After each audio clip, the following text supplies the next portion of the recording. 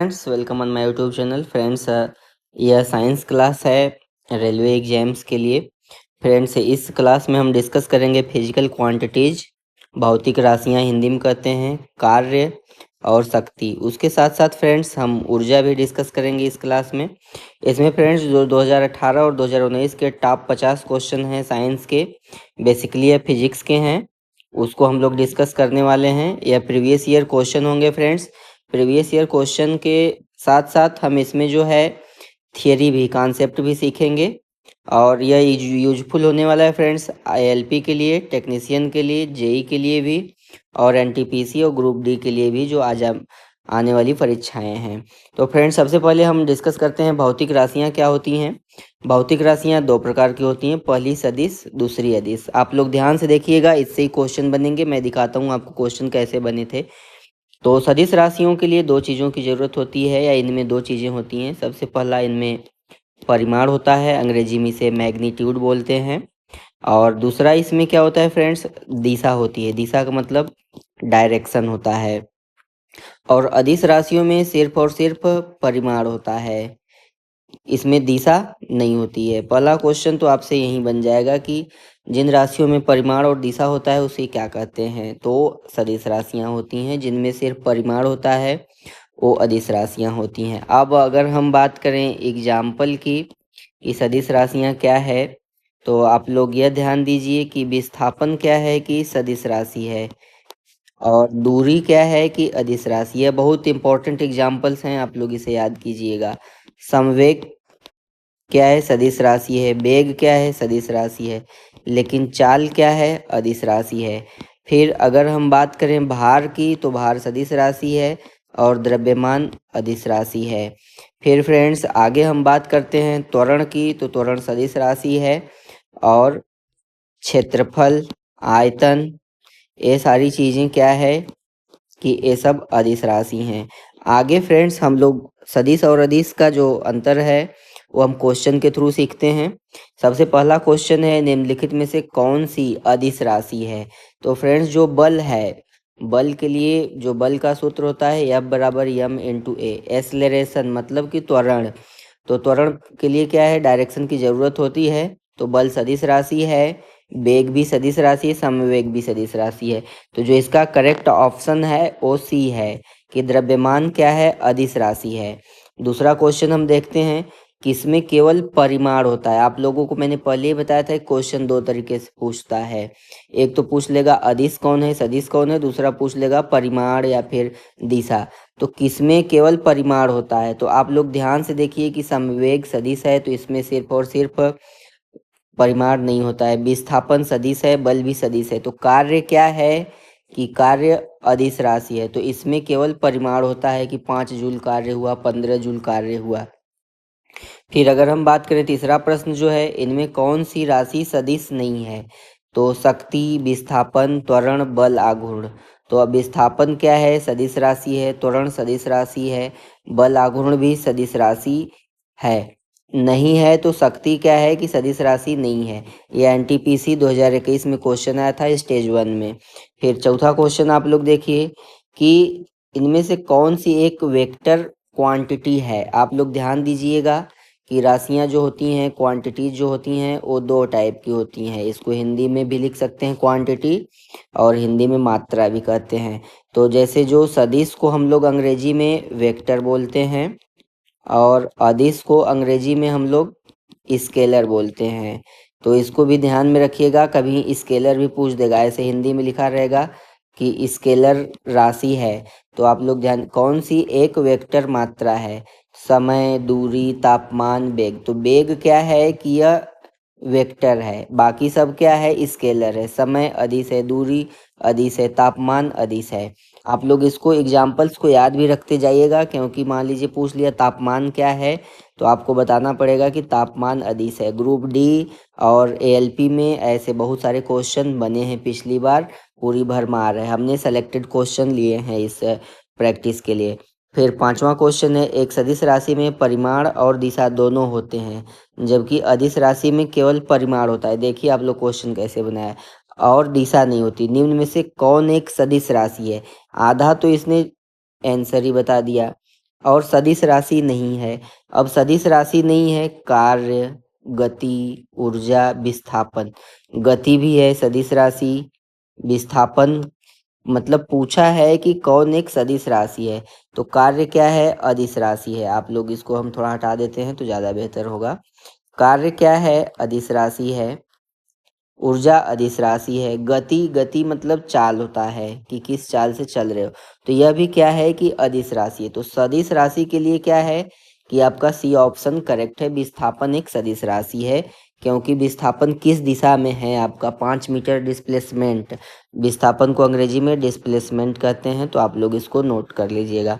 छठवां क्वेश्चन है, सबसे उचित विकल्प चुने। समवेग में परिमाण और दिशा होता है। दूसरा ऐसे, यह तो मान लीजिए सी ऑप्शन करेक्ट है। ऐसे भी प्रश्न बन सकता है कि समवेग में समवेग एक सदिश राशि है कि अदिश राशि है, तो आप लोग इसको ध्यान दीजिएगा कि समवेग सदिश राशि है। अब फ्रेंड्स हम लोग कार्य का डिस्कशन करेंगे। सबसे पहले हम कार्य के विषय में बता दें। बल विस्थापन की दिशा में हुआ डिस्प्लेसमेंट क्या होता है कि कार्य होता है। बल की दिशा में हुआ विस्थापन कार्य कहलाता है। अब जैसे सूत्र होता है, कार्य को हम W से लिखेंगे, आप लोग नोट कर लीजिएगा, एफ डी कास थीटा, पहला सूत्र। दूसरा सूत्र आप लिख लीजिए, W बराबर एफ इंटू डी। इसी को ऐसे भी लिख सकते हैं, बल गुणित विस्थापन। फिर एक सूत्र कार्य का और होता है mgh, इसका भी यूज हम लोग देखेंगे इस सूत्र का। जनरली इससे क्या होता है कि न्यूमेरिकल आपके क्वेश्चन पेपर में आएंगे, तो आप लोग जो न्यूमेरिकल हैं उसके लिए तैयार कर लीजिएगा, ज़्यादा हार्ड नहीं है, मैं भी बता देता हूँ। और कार्य एक अदिश राशि है, इसको भी ध्यान में रखिएगा। और यहाँ पे mgh, mg का मतलब होता है बल। यह क्या है, गुरुत्वीय बल है। जहाँ पे कोई सामान 2 मीटर ऊंचाई पे रखना है तो उसमें यह बहुत काम आता है। अब हम डायरेक्ट क्वेश्चन के थ्रू कॉन्सेप्ट को भी सीख लेंगे, आप लोग क्वेश्चन सॉल्व करिए। सातवां क्वेश्चन क्या कहता है, कौन निम्न में से कौन अधिक काम कर सकता है। एक घूमता हुआ पहिया, बंदूक की चलती हुई गोली, गतिशील पत्थर, एक उठाया हुआ थौड़ा। अगर आप लोग रटे हैं तो जानते हैं कि बंदूक की चली हुई गोली, लेकिन कैसे, आप लोग ध्यान दीजिए। कार्य बराबर क्या होता है, बल गुणित विस्थापन। अब देखिए विस्थापन किस में सबसे ज़्यादा है, घूमता हुआ पहिया में ज़्यादा है कि जो बंदूक से गोली निकली है वो ज़्यादा दूर जाएगी। तो अब क्या है कि विस्थापन सबसे ज़्यादा बंदूक की गोली में है, तो इसका ऑप्शन डी सही है। गतिशील पत्थर ज़्यादा नहीं होगा। उठाया हुआ थोड़ा 10 मीटर, 5 मीटर, 20 मीटर, कितना ऊंचा उठाएगा, तो ज़्यादा नहीं। तो बंदूक की जो गोली है फ्रेंड 200-400 मीटर तक जाती है, तो इसका क्या है कि आप लोग इसको टिक कर सकते हैं, या सही ऑप्शन यह है। आठवां क्वेश्चन देखिए, 20 न्यूटन का एक बल एक वस्तु को 2 मीटर विस्थापित कर देता है और 20 जूल कार्य करता है। बल और विस्थापन के बीच का कोण, आपको हमने सूत्र बताया है कि W बराबर एफ डी कास थीटा। अब देखिए 20 न्यूटन, बल का मान कितना है 20 रखिए, डिस्प्लेसमेंट का मान कितना है 2 रखिए, और कास थीटा यहाँ रखिए, और फिर यहाँ पे कितना कार्य होता है 20 जूल, तो आप यहाँ पे 20 जूल रख दीजिए। तो अगर हम कास थीटा की बात करेंगे तो 20/40 आएगा, इसका मल्टीप्लाई 40 होगा, तो 1/2 आएगा। तो 1/2 किसका मान है, तो कास 60 का मान 1/2 होता है। तो इनके बीच में जो एंगल है वो कास 60 डिग्री का है। ये देखिए आप लोग ALP का क्वेश्चन है, तो आप लोग इस तरीके क्वेश्चन की खूब प्रैक्टिस करके रखिए ताकि आपको एग्जाम में। क्वेश्चन नंबर 9 है, आप लोग क्वेश्चन पढ़िए। 0.1 किलोग्राम वजन की एक गेंद की स्थिर स्थिति से गिराया जाता है। ध्यान दीजिए, स्थिर स्थिति से गिराया जाता है। जब यह 2 मीटर की दूरी से गिरती है तो गुरुत्वाकर्षण बल से लगने वाला कार्य कितना होगा। आपको मालूम है कार्य बराबर क्या होता है, बल फिर मल्टीप्लाइड बाई बल की दिशा में विस्थापन। ध्यान दीजिएगा, अगर कोई कार्य जहाँ पे ऑप्शन माइनस है, माइनस प्लस दोनों में है, तो विस्थापन की दिशा भी ध्यान दीजिएगा। अगर विस्थापन बल की दिशा में है तो कार्य क्या है, धनात्मक होगा। अगर विस्थापन बल की दिशा के विपरीत दिशा में है तो कार्य क्या है, ऋणात्मक होगा। अब ध्यान दीजिए आप लोग कि प्रश्न के अकॉर्डिंग क्या दिया है कि यह कोई बाल है 0.1 kg की, और यह कितनी ऊंचाई पे है, 2 मीटर की ऊंचाई पे है। आप लोग ध्यान से देखिए, अगर आपको इस टाइप क्वेश्चन नहीं समझ में आते हैं तो 2 मीटर की ऊंचाई पे है। अब हमने आपको सूत्र बताया, कार्य बराबर क्या होता है, यम जी एच। इस सूत्र को भी याद रखिएगा, बहुत काम में आने वाला है। अब यम का मान कितना है 0.1, जी का मान कितना है 9.8, एच का मान कितना है 2 मीटर। ध्यान दीजिएगा, सारे यहाँ पे जो यूनिट है वो एम के एस में है। कभी कभी यहाँ पे 1000 ग्राम दे देगा, तो उसको आप लोग हिसाब से डील कीजिएगा। अब इसको सॉल्व करते हैं हम, तो क्या होता है 0.1, इसका मल्टीप्लाई कर देते हैं तो यहाँ पे 6 आएगा और यहाँ पे 1.9 आएगा। अब अगर हम इसको मल्टीप्लाई करते हैं तो 1.96 आएगा। यह पॉजिटिव है, तो इसका ऑप्शन ए सही है। पॉजिटिव नेगेटिव देखिए ध्यान से, जो भी गुरुत्वीय त्वरण होता है उसका डायरेक्शन क्या होता है, डाउनवर्ड होता है, अर्थ की सेंटर की तरफ होता है। तो ये बल इसमें नीचे की तरफ लग रहा है, तो इसका मान क्या होगा, पॉजिटिव होगा। आप लोग इसको समझ लीजिएगा।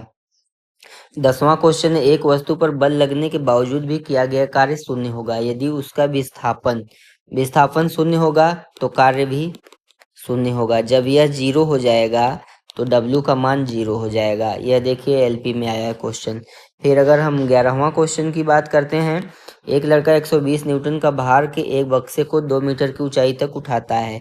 अब कोई लड़का है, 120 न्यूटन का जो भार है उसको कितनी ऊंचाई तक उठाता है, 2 मीटर की ऊंचाई तक उठाता है। उसके द्वारा किया गया कार्य बराबर क्या होता है कि यम जी एच डब्ल्यू बराबर, तो यम का मान कितना है, यम जी का मान यहाँ पे टोटल दिया है 120, क्योंकि न्यूटन में दिया है, और डिस्प्लेसमेंट या हाइट कितनी है 2 मीटर, तो 240 जूल। आप लोग ऑप्शन सी सही कर लीजिएगा। 12 नंबर क्वेश्चन देखते हैं, कार्य करने की क्षमता को ऊर्जा कहते हैं। ध्यान दीजिएगा, क्षमता को अंग्रेजी में कैपेसिटी बोलते हैं। कार्य करने की दर अगर पूछ देता है, कार्य करने की दर, तो कार्य करने की जो दर होती है W/T को पावर बोलते हैं या शक्ति बोलते हैं हिंदी में, तो यह ध्यान रखिएगा। दाब, प्रेशर अंग्रेजी में बोलते हैं। फोर्स पर यूनिट एरिया को प्रेशर बोलते हैं। फोर्स किसे कहते हैं आप लोगों को मालूम है। फिर अगला क्वेश्चन हम देखें 30 नंबर, एक पोर्टर क्या है, रेलवेज में जो सामान होते हैं यहाँ से वहाँ तक ट्रांसफ़र करने के लिए किए जाते हैं, तो ये पोर्टर कोई कर्मचारी होते हैं। अब इनका रिक्रूटमेंट बंद हो गया है। तो अब क्या है, एक पोर्टर ज़मीन से 12 केजी सामान उठाता है। कितना उठाता है, 12 केजी, और उसे ज़मीन से 1.5 मीटर, यच कितना है 1.5 मीटर, अपने सिर पर रखता है। सामान पर उसके द्वारा किया गया कार्य की गणना कीजिए। जी का मान 10 रखिए। आपको मालूम है कार्य बराबर M G H, direct formula लगाना है, ज़्यादा नहीं सोचना है, एकदम नहीं सोचना है। 10 रखिए, 1.5 रखिए। ये 15 हो गया, ये 12 हो गया, 15 12 में 180 जूल। आपको उत्तर मालूम होना चाहिए, सी ऑप्शन। ग्रुप डी के बहुत फेवरेट क्वेश्चन है ये सब। अगर आप ग्रुप डी की तैयारी करते हैं तो इनको सीख लीजिएगा। फिर 14 नंबर क्वेश्चन है, 1 केजी की वस्तु को 10 मीटर की ऊंचाई तक उठाया जाता है, गुरुत्व बल द्वारा किया गया कार्य। गुरुत्व बल मतलब जो पृथ्वी अपनी तरफ आकर्षित करती है किसी भी द्रव्यमान को, उसके द्वारा किया गया कार्य का जो सूत्र होता है एम जी एच होता है। अब देखिए क्या है कि एम बराबर 1 केजी, जी बराबर 9.8 दिया है आपके सामने ही, और क्या है यहाँ पे कि एच का मान कितना है 10 है। अब देखिए यहाँ पे उठाया जा रहा है, और जबकि गुरुत्व बल क्या है, नीचे करता है काम। तो गुरुत्व बल द्वारा किया गया कार्य अगर किसी आदमी द्वारा पूछता है यहाँ पे, तो आप यहाँ पे क्या है पॉजिटिव रहता, क्योंकि आदमी ऊपर ही बल लगा रहा है और वस्तु ऊपर ही उठ रही है। और यहाँ पे क्या पूछ रहा है, गुरुत्व बल द्वारा किया गया कार्य। गुरुत्व बल तो भाई नीचे लगता है, लेकिन सामान कहाँ उठ रहा है, वस्तु कहाँ उठ रही है, ऊपर। तो क्या है, उसके लिए आपको यहाँ माइनस रखना होगा। तो यहाँ पे 9.8 मल्टीप्लाइड बाई 10 होता है, तो 98 जूल, और माइनस के साथ। यह ध्यान दीजिएगा आप लोग। तो इसका जो ऑप्शन है वो ऑप्शन डी सही है। ग्रुप डी क्वेश्चन है, कितना अच्छा न्यूमेरिकल था। फिर 15 नंबर क्वेश्चन है, एक कुली 100 मीटर की दूरी तक 500 न्यूटन का भार उठाता है, उसके द्वारा किया गया कार्य। अब देखिए कोई कुली है, मान लीजिए कुली है, उसने कितने न्यूटन का भार उठाया है, 500 न्यूटन का। अब 100 मीटर दूरी तक उठाता है। अब यह कहाँ जा रहा है, इधर जा रहा है, 100 मीटर की दूरी इसने तय करी। अब भाई भार तो इसके साथ जा रहा है, बल बल भार पे थोड़ी लग रहा है, बल तो कुल ही अपनी मांसपेशी कार्य कर रहा है। तो इसका जो ऑप्शन है वह सी ऑप्शन सही है। आप लोग ध्यान दीजिएगा, 0 होगा।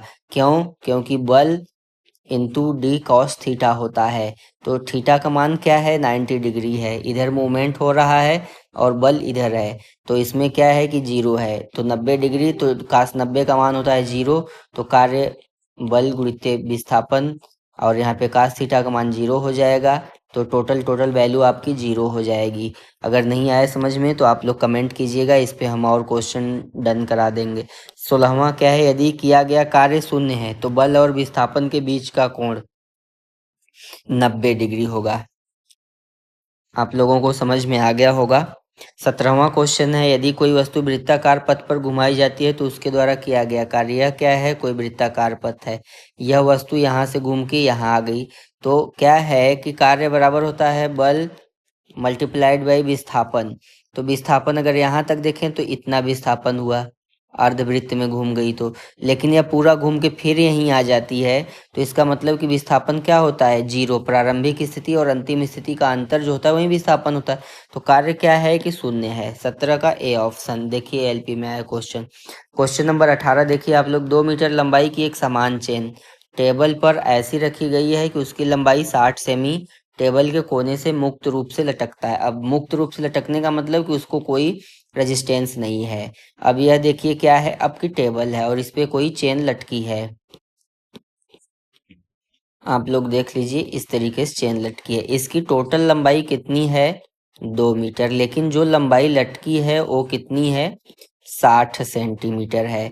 अब इसकी 2 मीटर लंबाई की जो वैल्यू है, 2 मीटर लंबाई का जो वेट है 4 केजी है। तो आप लोग ध्यान दीजिएगा कि 60 सेंटीमीटर लंबाई का वेट कितना होगा। हम इसको मीटर में बदलते हैं 60 सेंटीमीटर को, तो हम यहाँ पे अगर मीटर लिख देते हैं तो यहाँ पे 0.06 मीटर हो जाएगा। तो अब इधर हम डिवाइड करेंगे तो 1.2 केजी आएगा। आप लोगों को अगर नहीं आता है तो इसको सॉल्व कर लीजिएगा। फिर मुक्त रूप से चेन का कुल द्रव्यमान 4 केजी है। टेबल पर पूरी चेन खींचने हेतु किया गया कार्य। अब देखिए, आप लोगों को अगर मालूम हो तो कोई भी द्रव्यमान है तो वह पूरा का पूरा काम नहीं करेगा, पूरा का पूरा वेट इस पे यहाँ पे नहीं। दूरी लेना है आपको, सूत्र लगाना है W बराबर यम जी एच। यम का मान आपको मालूम हो गया 1.2, जी का मान आपको मालूम हो गया 9.8 या 10 रख लेंगे हम लोग। अभी कैलकुलेशन देखते हैं। अब एच की बारी आती है, तो एच का जो वैल्यू है, एच का वैल्यू आप कितना लेते हैं? एच का वैल्यू आपको लेना पड़ेगा 0.3 मीटर, क्योंकि जो नीचे लटकी हुई मुक्त रूप से चेन है इसका सेंटर ऑफ मास ठीक मिडिल में होगा। 60 सेंटीमीटर की है इसकी लंबाई, तो यह 30 सेंटीमीटर पे काम करेगा। तो अब इसको हम क्या करेंगे कि 30.3 से मल्टीप्लाई करेंगे। अब फ्रेंड्स, अब यहाँ पे हम मान लीजिए कि कैलकुलेशन को इजी बनाने के लिए 10 रख ले रहे हैं। 10 जी का मान 10 ले रहे हैं, तो यह क्या हो गया? 12 मल्टीप्लाइड बाई 0.3। तो अब 12 का मल्टीप्लाई करेंगे 0.3 में, तो यह क्या होता है? 3.6 जूल आएगा। तो ऑप्शन जो है आपका सी है। अगर आप 9.8 रखते तब भी यह सॉल्व होता, लेकिन 3 पॉइंट समथिंग आता है आंसर। लेकिन यहाँ पे सीधे सीधे मैच कर रहा है, तो आप लोग 10 रख के कैलकुलेशन कर सकते हैं, एक नियर अबाउट आइडिया मिल जाएगा। फिर 19 नंबर क्वेश्चन देखते हैं हम। एक व्यक्ति भूमि से 25 किलोग्राम का सामान उठाता है और इसे भूमि से 2.5 मीटर ऊपर सिर पर रख लेता है। यदि 10 मीटर पर सेकंड हो जी का मान, तो सामान पर उसके द्वारा किए गए कार्य का मान ज्ञात कीजिए। अब फ्रेंड्स क्या है कि यह कोई व्यक्ति है मान लो। अब इसने कितना उठाया? 25 केजी उठाया। और कितना ऊंचाई पे उठाया? इसने 2.5 मीटर की ऊंचाई पे उठाया। अब आप जानते ही हो कार्य का फार्मूला यम जी एच। यम का मान 25, जी का मान 10, एच का मान 2.5। अब अगर बात करें पॉजिटिव और नेगेटिव की, तो अगर यहाँ पे पूछेगा गुरुत्वीय बल द्वारा किया गया कार्य, तो यहाँ पे माइनस लगा के आप सॉल्व करोगे। अगर पूछेगा आदमी द्वारा किया गया कार्य, तो यहाँ पे प्लस लगा के सॉल्व करोगे। तो अब यहाँ पे 2.5, अगर 10 का इसमें मल्टीप्लाई कर देते हैं तो यह भी 25 हो जाता है। तो 25 25 हम 625। तो ऑप्शन सी करेक्ट ऑप्शन है। अब हम शक्ति का काम देखेंगे। शक्ति के कितने क्वेश्चन आए हैं प्रीवियस ईयर में। तो जो पावर के क्वेश्चन है इसमें सबसे पहला पूछेगा कि पावर के जो क्वेश्चन है इसका यूनिट क्या है, यूनिट वाले चैप्टर में हम इसको डन कर चुके हैं। आप लोग यूनिट वाला लेक्चर देख लेना।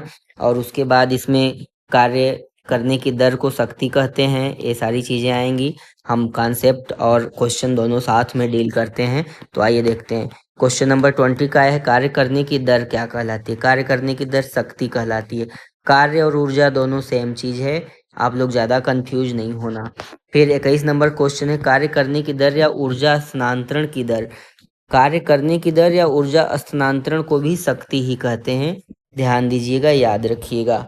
फिर अगला क्वेश्चन नंबर 22 जो है, मोहन का वजन 40 किलोग्राम है तथा वह 10 सेकंड में 50 सीढ़ियां चढ़ जाता है। यदि प्रत्येक सीढ़ी की ऊंचाई 15 सेंटीमीटर है तो मोहन की शक्ति क्या है? अब आपको मालूम है P बराबर W/T, कार्य करने की दर, भाई टाइम से डिवाइड करेंगे तभी तो आपको दर मालूम चल पाएगा। और आपको कार्य का क्या मान मालूम है? कार्य का जो सूत्र होता है mgh।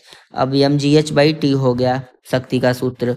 तो अब देखिए m का वैल्यू कितना है 40 ग्राम, g का वैल्यू कितना है 10, h का वैल्यू कितना है, h आपको निकालना पड़ेगा। कैसे निकालेंगे? 50 सीढ़ियाँ चढ़ता है, एक सीढ़ी की वैल्यू कितनी है 15, यह कितना है सेंटीमीटर। आप इसको क्या करेंगे मीटर में बदलेंगे तो 100 से डिवाइड करेंगे, 50 दूना के 100। तो आप लोग यहाँ h का मान 15/2 रख सकते हैं। और टाइम कितना है 10 सेकेंड।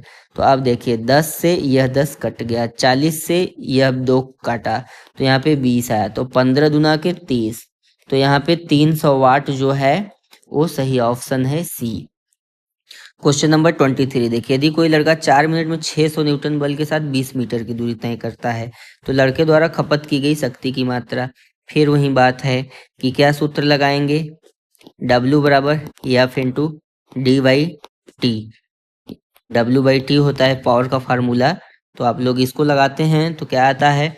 F की वैल्यू कितनी है 600 न्यूटन, 600 न्यूटन। डिस्प्लेसमेंट का मान 20। अब यहाँ पे ध्यान से देखिएगा कि 4 मिनट दिया है, 4 मिनट को किस में बदलेंगे आप? सेकंड में बदलेंगे। 1 मिनट बराबर 60 सेकंड, तो 20 3 60, और फिर यहाँ पे 20 आ गया 200।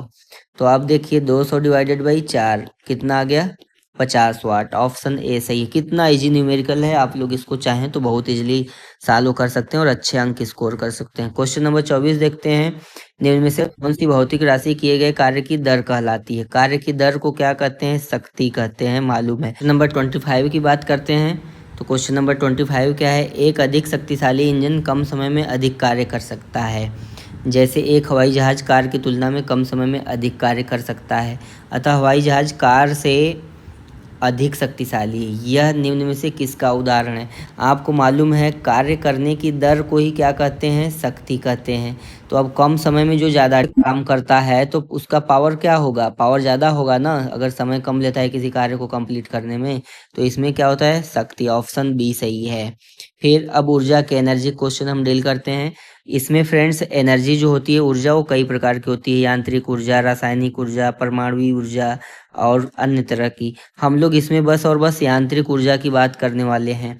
यांत्रिक ऊर्जा दो चीज़ों का योग होता है। मैकेनिकल एनर्जी जो होती है वो दो का योग होती है। इसमें क्या क्या होता है? काइनेटिक एनर्जी, अंग्रेजी में इसे काइनेटिक एनर्जी बोलते हैं, प्लस पोटेंशियल एनर्जी, स्थितिज ऊर्जा। तो हम गतिज ऊर्जा और स्थितिज ऊर्जा की बात करेंगे। जो गतिज ऊर्जा का सूत्र होता है, काइनेटिक एनर्जी का जो फार्मूला होता है वह 1/2 mv² होता है, और जबकि जो स्थितिज ऊर्जा का सूत्र होता है वो mgh होता है। mgh आप लोगों ने पहले पढ़ा, यह कार्य का भी सूत्र होता है।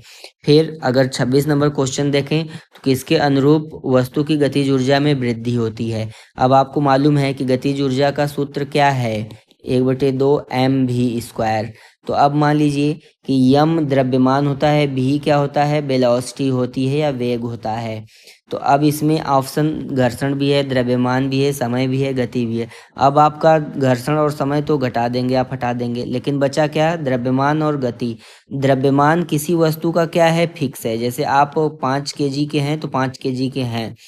अब आप चाहे दौड़ के चलिए चाहे पैदल चलिए, लेकिन मेन क्या है पॉइंट? आपकी गति। आप दौड़ के चलते हैं तो गति ज़्यादा होती है, पैदल चलते हैं धीरे धीरे तो गति कम होती है। तो इसमें जो सही ऑप्शन है वो डी ऑप्शन है। देखिए एलपी क्वेश्चन है।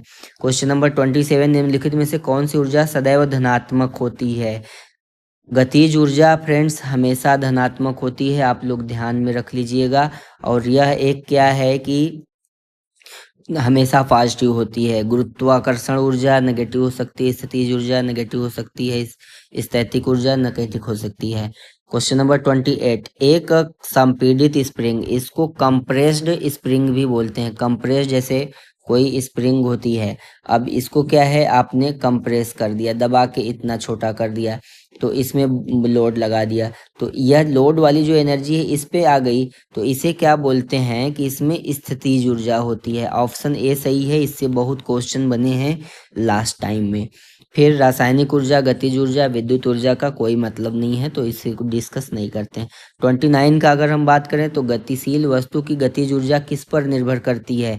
तो गतिशील वस्तु की गतिज ऊर्जा का जो सूत्र होता है हाफ mv² होता है। इस सूत्र को आप लोग जरूर याद रखना, इससे सारे क्वेश्चन डील हो जाएंगे आपके। तो हाफ mv² तो द्रव्यमान पे और वेग पे। अब देखिए द्रव्यमान और वेग डी ऑप्शन में सही है। क्वेश्चन नंबर 30 देखिए, किसी जल विद्युत ग्रह, जल विद्युत ग्रह का मतलब होता है हाइड्रो पावर प्लांट, तो विद्युत ऊर्जा में परिवर्तित होने वाली ऊर्जा कौन सी है? अब विद्युत ऊर्जा परिवर्तन का जो सिद्धांत होता है उसमें टरबाइन लगी रहती है। अब यहाँ से कोई डैम से पानी आता है पाइप के थ्रू, अब ये टरबाइन की ब्लेड पे जाता है, तो ये घूमती है, तो ये क्या होता है कि मूवमेंट करता है। तो पानी की कौन सी एनर्जी होती है जब मूवमेंट में रहता है पानी? तो गतिज ऊर्जा। तो इसका ऑप्शन डी सही है, आप लोग ध्यान से देखिएगा। अगर थर्मल पावर प्लांट होता तो यहाँ पे ऊष्मीय ऊर्जा रहता। फिर 31 क्वेश्चन आप ध्यान दीजिए, 8 केजी वाली भार की लोहे की गेंद 3 केजी वाली भार की एल्युमिनियम की गेंद 20 मीटर ऊंचाई से गिराई जाती है। अब आप लोगों को यह क्वेश्चन बहुत अच्छा है, थोड़ा अच्छे से समझा देते हैं। यह कोई टेबल है, इसकी ऊंचाई कितनी है? 20 मीटर है इसकी ऊंचाई। अब यहाँ पे 8 केजी की गेंद रखी है लोहे वाली, और यहाँ पे 3 केजी की गेंद रखी है एल्यूमिनियम वाली। अब दोनों सेम ऊंचाई से, भूमि से 10 मीटर की ऊंचाई पर, उनमें निम्नलिखित में से कौन सी राशि समान होगी? अब आप लोग ध्यान से देखिए कि कौन सी राशि समान होगी। अब यहाँ पे क्या है कि 10 मीटर की ऊंचाई पर, चूंकि आपको मालूम है कि गतिज ऊर्जा का सूत्र क्या होता है, हाफ mv², हाफ mv²। अब मतलब कि इसमें द्रव्यमान है तो ये गतिज ऊर्जा समान नहीं हो सकती। स्थितिज ऊर्जा क्या सूत्र होता है, mgh, इसमें भी द्रव्यमान है तो ये समान नहीं हो सकती। संवेग का क्या सूत्र होता है, m×v, द्रव्यमान मल्टीप्लाइड बाई वेलासिटी या वेग। अब बचा त्वरण, तो त्वरण बी ऑप्शन सही है। वैसे भी त्वरण क्या होता है, वेग परिवर्तन की दर को त्वरण कहते हैं, तो इसमें द्रव्यमान का कहीं रोल नहीं है। चाहे 8 केजी की बाल गिराइए, चाहे 2 केजी की गिराइए, चाहे 2 ग्राम की गिराइए, तो दोनों का त्वरण यहाँ तक कि 10 मीटर या फिर 20 मीटर की ऊंचाई पर भी, या फिर 8 मीटर की ऊंचाई पर भी दोनों का वेग त्वरण समान रहेगा। तो आप लोग इसका बी ऑप्शन सही कर लीजिएगा, और इसका कॉन्सेप्ट मैंने बता दिया। 32 की अगर हम बात करें तो निम्नलिखित उल्लेखनीय गतिविधियों में से किस स्थितिज ऊर्जा को गतिज ऊर्जा में परिवर्तित किया गया है? अब पोटेंशियल एनर्जी को काइनेटिक एनर्जी में बदलना है। अब जैसे देखिए किसी भी हाइड्रो पावर प्लांट में यहाँ पे क्या होता है कि जल भरा रहता है रिजर्वायर या डैम में, इसको क्या करते हैं हम पाइप के थ्रू नोजल से पास कराते हैं, तो ये क्या करता है टरबाइन चलाता है। तो इसमें क्या होता है कि स्थितिज ऊर्जा गतिज ऊर्जा में बदलती है। अब उसी तरीके से एक एग्जाम्पल लिया है, अब पटाखे का विस्फोट होना। अब किसी पटाखे में आप आग लगाते हैं तो वो क्या है, विस्फोट करता है इधर उधर इधर उधर, तो वो क्या है फ्रेंड्स, रासायनिक ऊर्जा परिवर्तित होती है, केमिकल एनर्जी। एक टार्च को ऑन करना, उसमें क्या है रासायनिक ऊर्जा विद्युत ऊर्जा में जाती है। एक टार्च को ऑफ करना, कोई मतलब नहीं है आप टार्च ऑन ऑफ कर रहे हैं तो उसमें आप मांसपेशी ऊर्जा का यूज कर रहे हैं। एक पेंडुलम का झूलना, पेंडुलम अब जैसे मान लीजिए यहाँ पे है, अब यह स्थिर है, आपने क्या किया कि इसको यहाँ ले आके ऐसे किया। अब ध्यान से देखिए, पहले इसकी हाइट ग्राउंड से इतनी थी, अभी क्या है कि थोड़ी हाइट आ गई, अभी मान लीजिए 0 थी तो अभी हाइट आ गई। तो इसमें क्या है कि mgh से देखें तो h का मान आपने बढ़ाया तो इसके स्थितिज ऊर्जा का भी मान क्या है, पोटेंशियल एनर्जी का मान बढ़ेगा। तो इसमें क्या है कि डी ऑप्शन सही है। फिर आगे हम बात करें 33 की, यदि एक वस्तु का संवेग 3 गुना कर दिया जाए तो इसकी गतिज ऊर्जा क्या होगी। अब ध्यान दीजिए, पोटेंशियल एनर्जी नहीं पूछा है, काइनेटिक एनर्जी पूछा है। काइनेटिक एनर्जी का सूत्र होता है हाफ mv²। क्या पूछा है, संवेग 3 गुना कर दिया जाए। संवेग जो होता है मोमेंटम, उसका सूत्र होता है P बराबर m/v। अब मान लीजिए पहले इसका क्या है कि संवेग P1 था m1v1, अब क्या है इसका संवेग जो है वो 3 गुना कर दिया गया, तो P1 बराबर 3, P2 बराबर 3P1। तो अब क्या है कि m2v2 बराबर जो है वो 3m1v1 हुआ। अब यहाँ से देखिए कि अब इसमें पूछा है कि इसकी गतिज ऊर्जा क्या होगी। मूल मान का 3 गुना हो जाएगी, अपरिवर्तित रहेगी। मूल मान का 9 गुना हो जाएगी, मूल मान का 6 गुना हो जाएगी। अब यहाँ से हमको गतिज ऊर्जा निकालना है तो हाफ m2v2² निकालना पड़ेगा। अब v2 का मान हम कहाँ से निकालेंगे, यहाँ से निकालेंगे। चूंकि वस्तु है तो उसका द्रव्यमान दोनों कंडीशन में सेम रहेगा, सेम वस्तु है। तो अब v2 का मान जो यहाँ से आप निकाल रहे हैं वो 3v1 आ गया। तो 3v1 का मान रखते हैं हम, तो हाफ m2 बराबर m1 रख सकते हैं, या m1 m2 रख के m1 कर लेते हैं। v2 बराबर कितना आया, 3v1 का स्क्वायर। तो 3 का मल्टीप्लाई करेंगे 2 बार तो कितना हो जाएगा, 9v1² m2 बराबर हम m1 भी रख सकते हैं। तो जो काइनेटिक एनर्जी होगी 9m1v1²। तो आप लोग ध्यान दीजिएगा, तो कितने टाइम्स बढ़ गई, 9 गुना बढ़ गई। तो ऑप्शन सी इसका करेक्ट ऑप्शन है।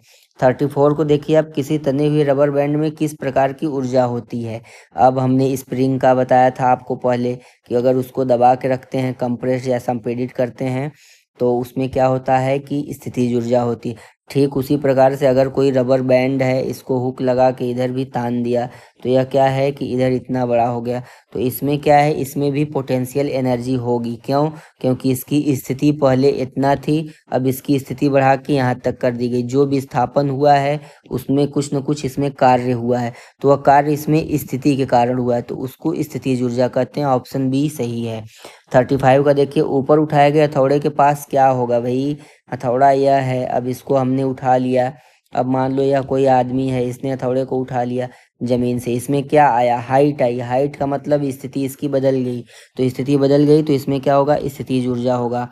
क्वेश्चन नंबर 36 देखिए, इसमें किसे न बनाया जा सकता है और न ही नष्ट किया जा सकता है। ऊर्जा संरक्षण का नियम यह है, ध्यान से नोट कर लीजिएगा, कि ऊर्जा को ना तो नष्ट किया जा सकता है, ना ही ऊर्जा को बनाया जा सकता है।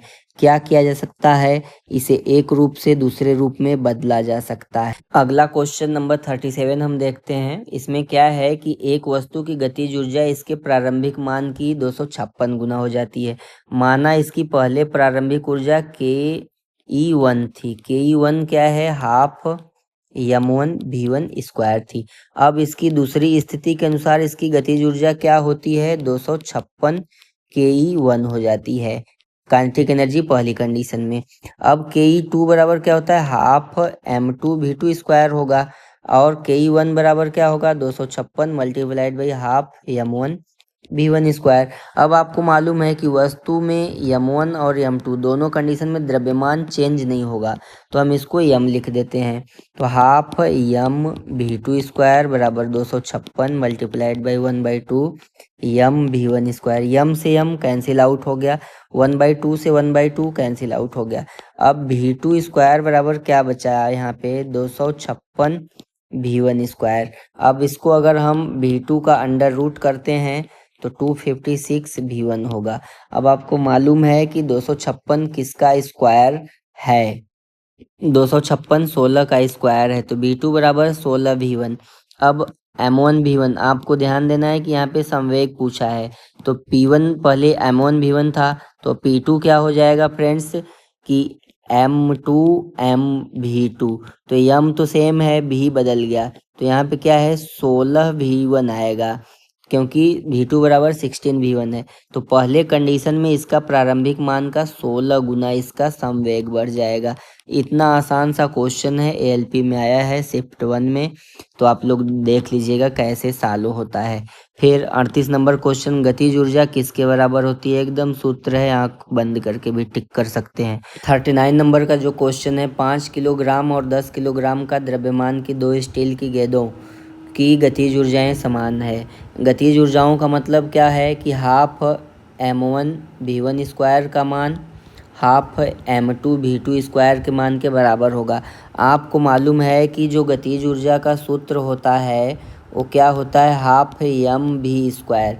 अगर यहाँ पे दोनों का मान सेम आ रहा है, कम द्रव्यमान मतलब 5 kg और अधिक द्रव्यमान मतलब 10 kg, तो इसका मतलब कि 5 kg यहाँ कम है तो v का मान क्या होगा? ज़्यादा होगा और v2 का मान कम होगा। तो अब उत्तर में ऑप्शन क्या है? गतिज ऊर्जा निकाय की गति पर निर्भर नहीं करता। नहीं कैसे कर सकता है? यहाँ पे भी लिखा है, आप लोग देख सकते हैं। तो ऑप्शन ए गलत है। फिर बी ऑप्शन क्या है? 5 किलोग्राम वाली गेंद तेज चल रही है। हाँ, तेज चल रही है। क्यों? क्योंकि इसका पूरा मान बराबर है इसके, और यह इसका वजन कम है, 5 kg है, तो इसका V1 का मान ज़्यादा रखना होगा। तो V1 ज़्यादा रहेगा तभी तो ये तेज़ चल रही है। तो इसका बी ऑप्शन सही है। सी, दोनों गेंदें समान गति से चल रही होती तो 10 kg वाले काइनेटिक एनर्जी ज़्यादा होता, उसकी गतिज ऊर्जा ज़्यादा होती। 10 किलोग्राम वाली गति तेज़ से चलती है गेंद, तो ये तो और ज़्यादा हो जाता। तो ऑप्शन बी सही है, आप लोग देख लीजिए। क्वेश्चन नंबर 40, यांत्रिक ऊर्जा किसके बराबर होती है? गतिज ऊर्जा प्लस स्थितिज ऊर्जा। आप लोग पहले ही देख लीजिए। 41 नंबर, इनमें से कौन सी स्थितिज ऊर्जा का उदाहरण नहीं है? संकुचित स्प्रिंग, कितनी बार बताया? स्थितिज ऊर्जा का उदाहरण है। बहता हुआ जल नहीं है। बहते हुए जल में क्या होता है? वेलोसिटी होती है। तो वेलोसिटी का मतलब हाफ mv स्क्वायर। इसमें क्या है? गतिज ऊर्जा है। एक उठाया हुआ हथौड़ा, अगर कोई हथौड़ा ऊपर उठा है तो कुछ ऊंचाई पर होगा, तो एच होगा, उसमें काम होगा। इसका मतलब कि हथौड़ा में स्थितिज ऊर्जा है। और डी ऑप्शन, एक बांध में स्थित जल, मैंने पहले ही बताया कि बांध में स्थित जल में स्थितिज ऊर्जा होती है, जो कि क्या है कि गतिज ऊर्जा में बदल के टरबाइन चलाती है तो काम होता है, तो उससे यांत्रिक ऊर्जा या फिर गतिज ऊर्जा में बदलने के बाद विद्युत बनता है। अब हम लोग क्वेश्चन नंबर 42 देखते हैं। कितना अच्छा क्वेश्चन है, आप लोग ध्यान से इसको सीख लीजिएगा, इस टाइप क्वेश्चन हल करना। 2 किलोग्राम की एक द्रव्यमान वाली एक वस्तु ऊपर की ओर 20 मीटर पर सेकंड के प्रारंभिक वेग से भेजी जाती है या फेंकी जाती है। तो 2 सेकंड बाद उसकी गतिज ऊर्जा क्या होगी? आप लोग आंख बंद करके हाफ mv स्क्वायर वाला सूत्र नहीं लगाना, गलत कर जाओगे सवाल। इसमें सूत्र कौन सा लगेगा? पहले ध्यान से देखो क्या लिखा है, 2 सेकंड बाद कितनी होगी। तो 2 सेकंड बाद के लिए आप निकालोगे कि 2 सेकंड बाद इसकी वेलोसिटी क्या होगी।